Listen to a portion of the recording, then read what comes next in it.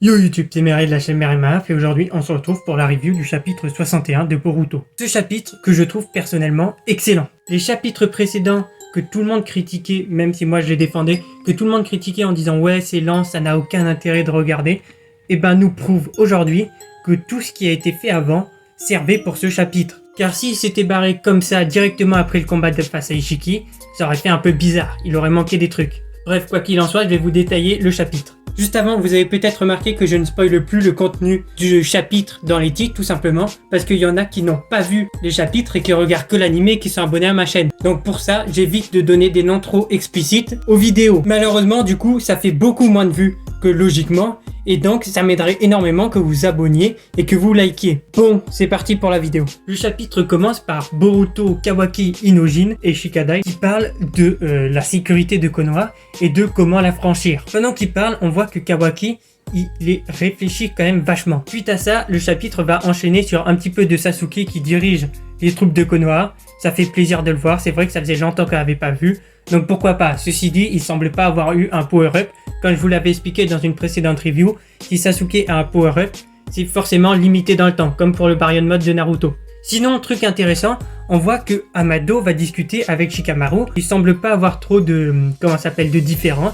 Tous les deux, ils parlent de plein de choses. Donc franchement, Amado semble vraiment clean sur le coup. Cependant, on n'aura aucune information sur le cyborg qu'il a ramené pour défendre Konoha. Le chapitre va continuer sur Kawaki qui va sortir de la maison des Uzumaki parce qu'il était rentré, bref, qui va sortir de la maison des Uzumaki, qui va berner la surveillance et qui va directement s'échapper. Boruto va pouvoir le sentir d'une manière ou d'une autre. On sait que comme ils sont tous les deux liés aux Otsutsuki, c'est possible que Boruto peut sentir le chakra de Kawaki comme Sasuke pouvait sentir le chakra de Naruto à travers les dimensions grâce au Rinnegan. Et donc Kawaki réussit à déjouer la barrière de Konoha et va directement s'échapper. Il va se faire spotter par Eda qui va directement prévenir Code. Et donc Code va directement aller à la rencontre de Kawaki qui promet un chapitre 62 très intéressant avec une rencontre de Code et Kawaki. On a fait le tour de résumé du chapitre. Maintenant je vais vous dire ce que j'en pense. Déjà c'était un très bon chapitre. Il y a des dessins de bonne qualité. Ensuite, Kawaki qui s'échappe, c'est vrai que ça ferme pas mal de pistes. Et surtout, ça fait un truc un petit peu bizarre. Bon, je vous explique. Code a besoin de Kawaki et de Boruto. Donc, il fallait qu'il s'infiltre à Konoha.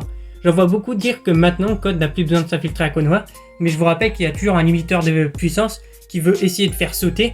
Et pour ça, il faut toujours qu'il récupère Amado.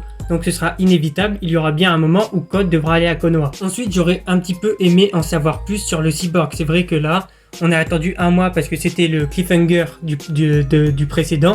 J'aurais vraiment aimé le voir, apparemment il n'est pas complété. Je suppose qu'il sera complété dans le chapitre 62, je pense que ce serait pas mal. Bon, je pense que j'ai fait le tour de tout ce que j'avais à dire sur ce chapitre, donc pour moi c'était un très bon chapitre. Il redonne un nouveau souffle à la série, même si, attention, j'en vois beaucoup critiquer en disant oui c'est comme Sasuke dans Naruto. Les mecs, si vous pensez ça, je vous invite juste à relire le moment où Sasuke part et relire le moment où Kawaki part.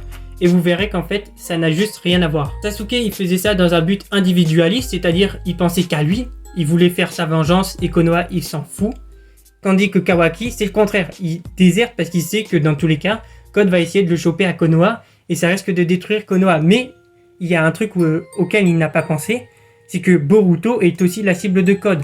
Donc qu'il reste à Konoha ou qu'il parte de Konoha, c'est un peu la même chose. Tout simplement parce que Code va devoir aller chercher Boruto et Amado. Dernier petit truc, on peut aussi le dire facilement, ça va jouer sur le mental de Naruto, donc j'aimerais bien voir son mental après l'ellipse, parce que je vous rappelle que Naruto dit « Si tu te sens pas bien en village, ça veut dire qu'il a mal fait son travail de Hokage. » Donc ça peut faire penser à Naruto qu'il a mal fait son travail de Hokage. Bon, je pense que je vais arrêter la vidéo ici, j'ai assez parlé. N'hésitez pas à me dire ce que vous avez pensé dans les commentaires du chapitre. Moi je vous dis à la prochaine, allez ciao.